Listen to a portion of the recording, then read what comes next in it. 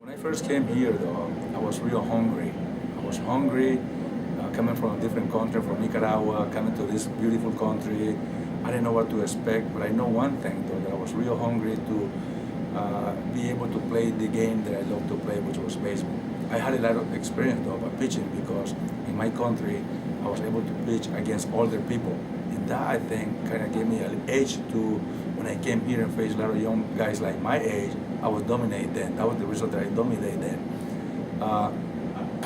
Now, the hunger that I had then, because I coming from a different country to this country and not knowing the language and anything like that, but I concentrated on one thing was I don't need to speak the language. All I need to is get people out. So that was my motivation, and that was my thing that I really focused on those times. I enjoyed it the most because, like I say, I had experience pitching, and I knew that I would find somehow, some way to get hitters out. I did at different angles, and that's why I tried to let these people know that to be able to take chances, risk.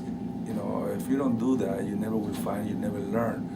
And so I remember that I was not afraid of anything. I was just going by after the hitter. Okay, let's see how far you can hit it. I'm going after you. You better be ready because I'm going after you. So that was my mindset. So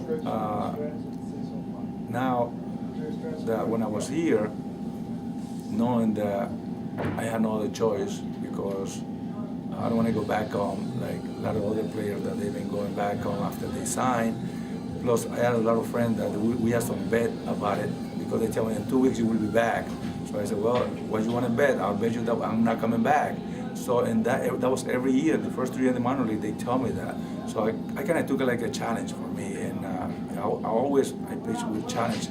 I put pressure on myself because that was my motivation. So I remember that, like you say, I dominated that league because I had a great hook too. I had a great curveball, and I was able to spot my fastball, and I challenged the hitter. So to me, that was the key that I enjoyed the most, the competition. You know, I was not afraid to attack any hitter. I was not afraid to anybody. I would just go after them and see, you know, they have to prove me that they can hit my stuff.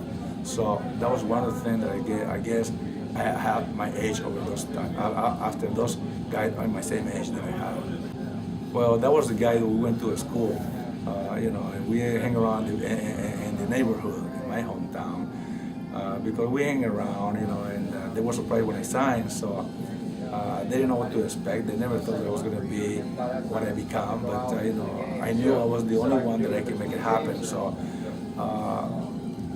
every time we see each other, they're still alive. Every time we see each other, say, okay, you haven't paid me now.